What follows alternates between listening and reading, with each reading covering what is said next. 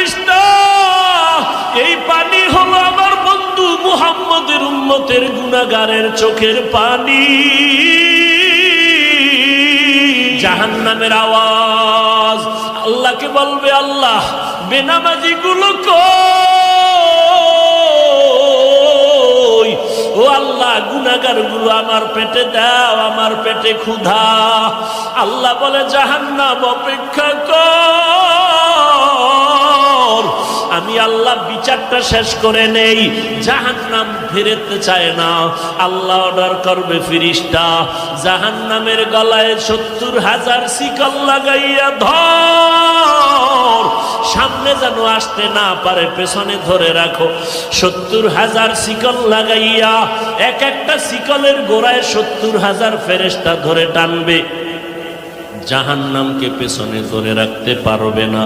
আমার মায়ার নবী, রহমতের নবী দেইখা কান্না করবে, আল্লাহ জাহান্নামের ফিরাও, আমার একটা উম্মত যেন জাহান্নামের মধ্যে না যায়। আল্লাহ বলবে, ফেরেশতা এদিকে আয়, একটু পানি দিয়া বলবে জাহান্নামের মধ্যে এটা ছিটাইয়া দিয়া দাও। ফেরেশতারা আল্লাহর হাতে কুদরতের পানিটা নিয়ে যখন দিবে, জাহান্নাম দ্রুত পেছনে দৌড়াইতে থাকবে। ফেরেশতারা বলবে, আল্লাহ ৭০,০০০ শিকল লাগাইয়া যেই জাহান্নামকে ধরে রাখতে পারি না, এমন একটু পানি তুমি দিয়েছো, সাথে সাথে জাহান্নাম দৌড়ায় গেল। এটা কেমন বরকতের পানি? এটা কি কাউসারের পানি, নাকি জমজমের পানি, নাকি আবে হায়াতের পানি, না দুনিয়ার কোন সমুদ্রের পানি, বৃষ্টির পানি?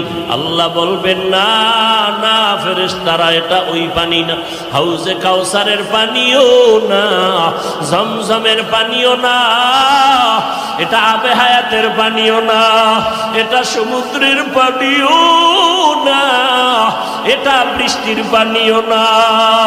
আল্লাহ বলবে, ফেরেশতা এই পানি হলো আমার বন্ধু মুহাম্মদের উম্মতের গুনাহগারের চোখের পানি। আমার বান্দা মুহাম্মদের উম্মত গুনার কথা স্মরণ করে চোখের পানি ফেলেছে। ওই গুনাহগার উম্মতের চোখের পানির এত বরকত। আল্লাহ কয়, বেশি করে কান্না করো, কম কম হাসো। নবী বলেন, এক ফোঁটা চোখের পানি ছেড়ে কাঁদো। দুনিয়ার ঘরে আগুন লাগলে পানি ছাড়া যেমন ঠান্ডা করা যায় না, তোমার আমার গুনার কারণে জাহান্নামের আগুন কিন্তু চোখের পানি ছাড়া ঠান্ডা হবে না। ও যুবকেরা, ও বৃদ্ধ বাবাজিরা, ও পর্দার আড়ালের আম্মা জানেরা, দুনিয়াতে সূর্যের গরম সইতে পারি না।